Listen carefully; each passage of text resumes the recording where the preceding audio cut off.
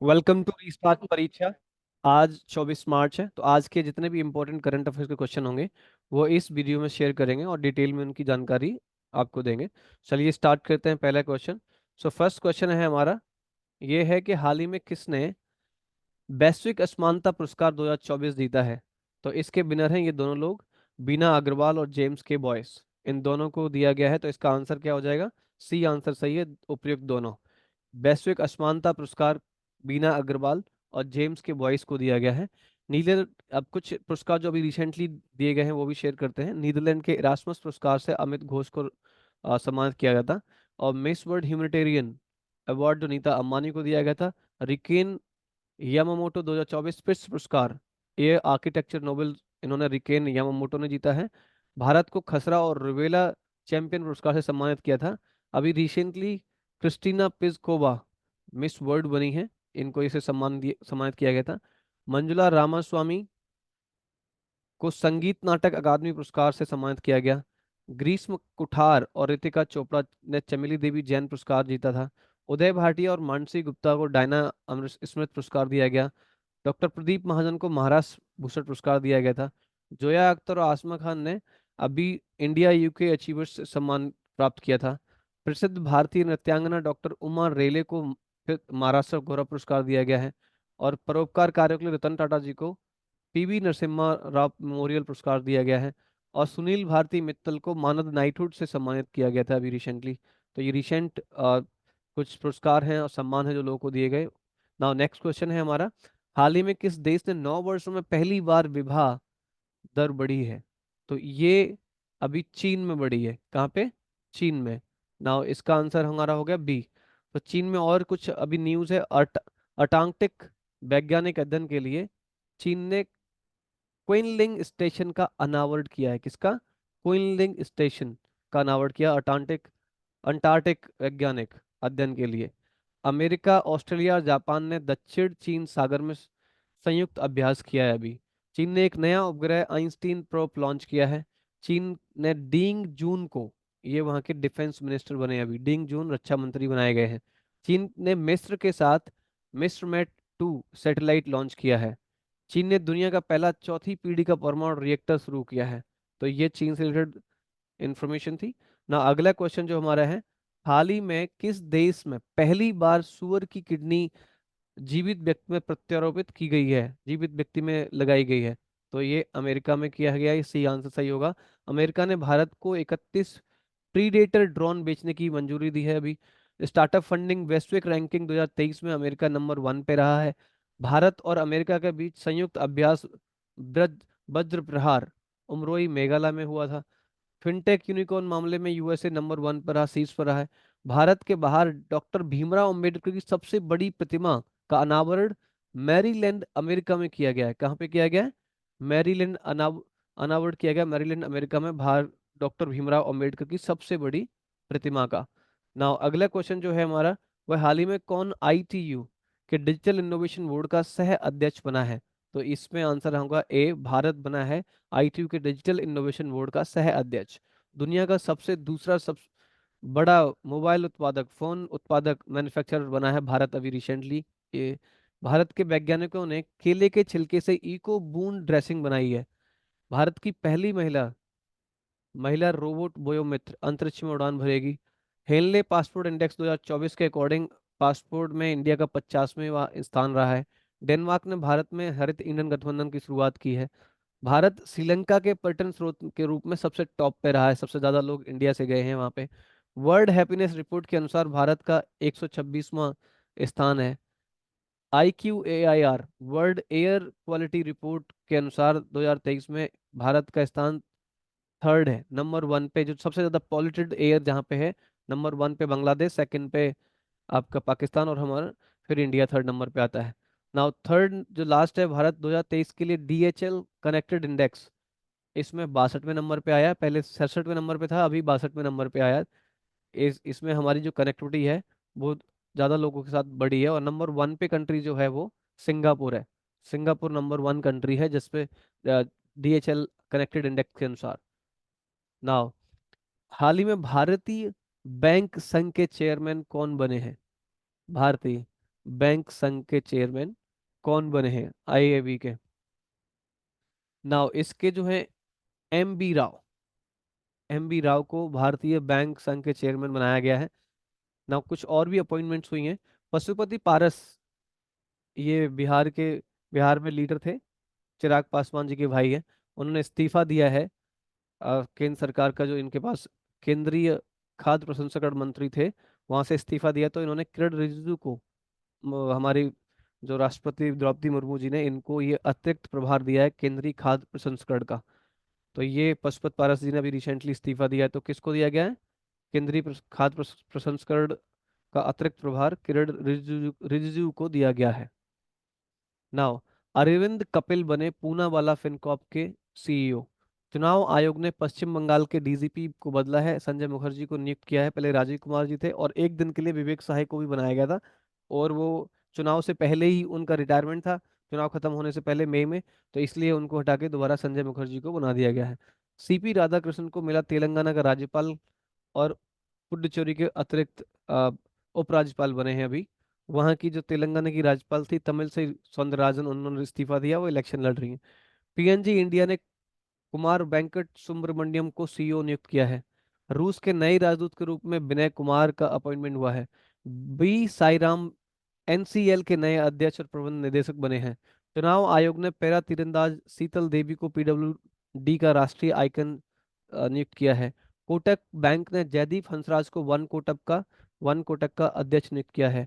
Bird gold council ने D wears के सचिन जैन को मुख्य कार्यकारी अधिकारी के रूप में अभी नियुक्त किया है। तो ये नई बिल्कुल अपॉइंटमेंट्स थी कुछ। और शहीद दिवस किस प्रतिवर्ष कब मनाया जाता है? तो शहीद दिवस दो बार मनाया जाता है। एक तो अभी 22-23 मार्च को मनाया गया है।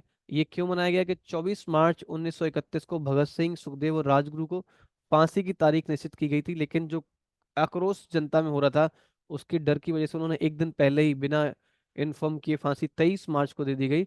उसी के लिए ये शहीद दिवस मनाया जाता है। इसके अलावा 30 जनवरी को भी शहीद दिवस मनाया जाता है। 30 जनवरी को महात्मा गांधी जी को गोडसे ने गोली मारी थी, उस दिन के लिए भी शहीद दिवस मनाया जाता है। 2 दिन मनाया जाता है। 10 मार्च को क्या मनाया जाता है? सीआईएसएफ का स्थापना दिवस और अंतर्राष्ट्रीय महिला न्यायाधीश दिवस मनाया जाता है। 11 मार्च को बर्ड प्लमिंग डे। 12 मार्च को मॉरिशस दिवस। 13 मार्च को धूम्रपान निषेध दिवस मनाया जाता है। ये प्रतिवर्ष बुधवार को फरवरी, जो मई मंथ होता है मार्च, उसके सेकंड बुधवार को मनाया जाता है। 14 मार्च को वर्ल्ड किडनी डे, ये मार्च मंथ के सेकंड थर्सडे को मनाया जाता, तो ये 14 मार्च को पड़ा था। 15 मार्च को विश्व उपभोक्ता दिवस मनाया गया। 16 मार्च को राष्ट्रीय टीकाकरण दिवस मनाया गया। 17 मार्च को सेंट पैट्रिक दिवस मनाया जाता है। और 18 मार्च को आयुध निर्माण दिवस अभी रिसेंटली मनाया गया। 19 मार्च को इंटरनेशनल फ्लाइंग डे मनाया गया। और 20 मार्च को गौरैया दिवस मनाया जाता है, और अंतर्राष्ट्रीय प्रसन्नता दिवस भी मनाया जाता है। और 21 मार्च को विश्व वानिकी दिवस और विश्व कविता दिवस भी मनाया जाता है। विश्व वानिकी दिवस और विश्व कविता दिवस भी मनाया जाता है 21 मार्च को। तो ये इंपॉर्टेंट डेज थे कुछ ना। हाल ही में प्रधानमंत्री मोदी को किस देश का सर्वोच्च सम्मान मिला है? तो प्रधानमंत्री मोदी को भूटान का सर्वोच्च सम्मान अभी रिसेंटली मिला है। मोदी जी वहां पे 2 दिन के दौरे पे गए हुए हैं, और वहाँ के राजा जो हैं जिग्मे वांगचुक ने प्रधानमंत्री को सर्वोच्च जो उनका सम्मान है order of Duke Gyalpo award से सम्मानित किया है। PM Modi order of the Druk Gyalpo पाने वाले गैर भूटानी पहले व्यक्ति हैं। भूटान ने अभी सभी आवारा कुत्तों की नस्लबंदी करने वाला पहला दुनिया का देश बना है। भूटान ने अपने सभी नागरिकों को संप्रभ डिजिटल आईडी, जैसे हमारे यहाँ आधार कार्ड बना था, वैसे शुरुआत की है अपनी आईडी क्रिएट करने की। बेहतर इंटरनेट कनेक्टिविटी के मामले में दक्षिण एशिया में भूटान नंबर 1 पे रहा। भूटान के छात्रों ने इलेक्ट्रॉनिक जोंग ब्रेल बनाया है अभी रिसेंटली। तो ये प्रधानमंत्री को सबसे जो भूटान का सब सर्वोच्च सम्मान है वो अभी दिया गया है मोदी जी को। नाउ अगला क्वेश्चन है, हाल ही में भारत मोजाम्बिक और किस देश ने त्रिपक्षीय अभ्यास आईएमटी ट्रलेट 2024 में शुरू शुरू किया है? तो ये तंजानिया के साथ ये अभ्यास शुरू हुआ है। तो भारतीय नौसेना ने 21 से 29 मार्च को ये अभ्यास होगा। और ये किसके साथ होता है? भारत, मोजाम्बिक और तंजानिया त्रिपक्षीय अभ्यास आईएमटी ट्रायलेट 2024 का ये दूसरा संस्करण हो रहा है। इसमें भारतीय नौसेना के जहाज जो है आईएनएस तीर और आईएनएस सुजाता इसका प्रतिनिधित्व करेंगे। आईएमटी टिटलेट अभ्यास का पहला संस्करण कब हुआ था? अक्टूबर 2022 में आयोजित किया गया था, जब भारतीय नौसेना के जहाज आईएनएस तरकस ने तंजानिया और मोजाम्बिक की नौसेना के साथ भाग लिया था लास्ट ईयर। तो ये भी आप इम्पोर्टेंट है, आप देख सकते हैं ना। अगला जो क्वेश्चन हमारा होगा वो है, हाल में हाल ही में 22 मार्च को किस राज्य का स्थापना दिवस मनाया गया है? तो हाल ही में ये बिहार का, कहाँ का? बिहार का स्थापना दिवस मनाया गया है। बिहार के 3 दिवसीय नागी पक्षी महोत्सव शुरू हुआ बिहार में। नंद किशोर यादव को बिहार के विधानसभा का अध्यक्ष चुना गया है। देश का पहला तांबे का अनावरण आवरण वाला बापू टावर पटना के गर्दनी बाग में बनाया गया है। COP 28 में बिहार को नवीकरण प्रयासों के लिए अंतर्राष्ट्रीय सम्मान मिला है। COP 28 में बिहार के को नवीकरण प्रयासों के लिए अंतर्राष्ट्रीय सम्मान दिया गया है। बिहार के मुख्य सूचना अधिकारी के रूप में त्रिपुरारी शरण को नियुक्त किया गया। किसको? त्रिपुरारी शरण को नियुक्त किया गया। तो मार्च 22 को बिहार का स्थापना दिवस अभी मनाया गया है ना। हाल ही में किस देश के राष्ट्रपति बो वन थुआंग ने इस्तीफा दिया है? तो ये वियतनाम के राष्ट्रपति हैं, इन्होंने अभी दिया। इसका बी आंसर सही होगा। वियतनाम में अभी किसी स्टेट किसी व्यक्ति स्टेट के जो बड़े अधिकारी ने कुछ घोटाला किया, जो डायरेक्टली बोथान थुआंग को रिपोर्ट करता था। तो घोटाले के उस इल्जाम की वजह से इन्होंने अभी राष्ट्र वहां से इस्तीफा दिया है। भारत और वियतनाम ने 50 साल के राजनीतिक संबंधों का जश्न मनाने के लिए एक लोगो लॉन्च किया है अभी रिसेंटली। नाउ हाल ही में हैती में भारतीयों को निकालने के लिए कौन सा ऑपरेशन शुरू किया गया? तो हैती एक कैरिबियाई देश है जो हिस्पनियोला द्वीप पर स्थित है। इसकी जो राजधानी है पोर्ट आ प्रिंस है, और यहाँ के राष्ट्रपति हैं एरियल हेनरी। तो यहाँ से अपने भारतीय लोगों को निकालने के लिए इंडिया ने इंदिरावती ऑपरेशन स्टार्ट किया। कौन सा? इंदिरावती ऑपरेशन स्टार्ट किया है। और कुछ ऑपरेशंस जो रिसेंटली कुछ सालों में हुए हैं उनके बारे में आपको डिस्कशन कर देते बता देते हैं। ऑपरेशन अजय 2023 में हमास ने जब इसराइल पे हमला किया था, फिलिस्तीनी आतंकवादी जो समूह है हमास, उसने इसराइल पे हमला किया, तो इसराइल से भारतीयों को निकालने के लिए ऑपरेशन अजय चलाया गया था। कौन सा? ऑपरेशन अजय चलाया गया था 2023 में ना। ऑपरेशन कावेरी भी 2023 में चलाया गया था। गृह युद्ध से प्रभावित सूडान में जितने भी भारतीय लोग थे, तो सूडान से निकालने के लिए ऑपरेशन कावेरी चलाया गया था। ऑपरेशन गंगा, रूस और यूक्रेन के युद्ध जब लड़ाई शुरू हुई थी यूक्रेन और उसमें, तो पड़ोसी देशों से फंसे लोगों को निकालने के लिए ऑपरेशन गंगा चलाया गया था 2022 में।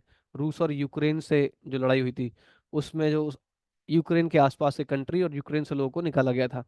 ऑपरेशन देवी शक्ति, ये अफगानिस्तान अफगानिस्तान सरकार का जब पतन हुआ, तालिबान ने उनके ऊपर कब्जा किया था, तो अफगानिस्तान से इंडिया के लोगों को निकालने के लिए ऑपरेशन देवी शक्ति का लॉन्च किया था। ऑपरेशन देवी शक्ति चलाया गया था ना। ऑपरेशन समुद्र सेतु, ये कोरोना महामारी के दौरान भारतीयों को विभिन्न जितने भी बाहर के देशों में भारतीय लोग थे वहां से लाने के लिए ऑपरेशन समुद्र सेतु चलाया गया था 2020 में, जब हमारे देश में कोरोना महामारी सब पूरे वर्ल्ड में चल रही थी, तभी इनको ले आया था।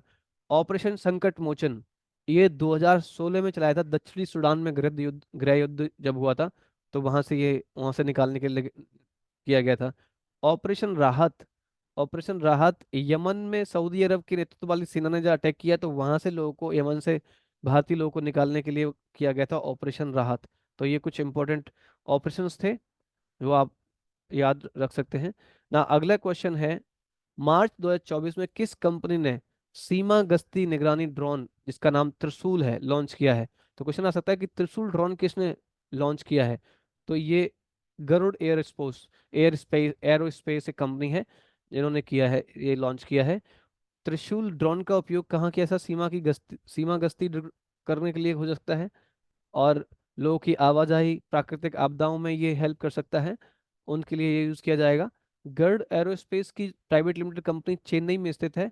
ये स्टार्टअप कंपनी है। इसकी स्थापना कब हुई? 2015 में स्थापित हुई थी, और इसके संस्थापक जो हैं अग्निश्वर जयप्रकाश और रितिका मोहन है।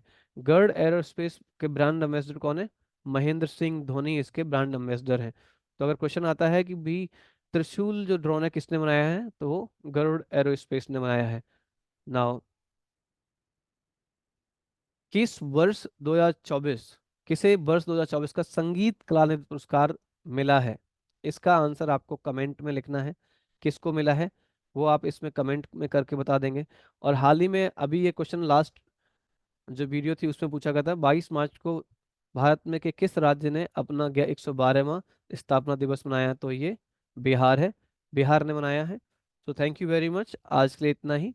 अगले एपिसोड में मिलेंगे और मैक्सिमम आपको सारी जो क्वेश्चंस होते हैं डेली के वो सारे इसमें आपको शेयर करेंगे। तो स्टार्ट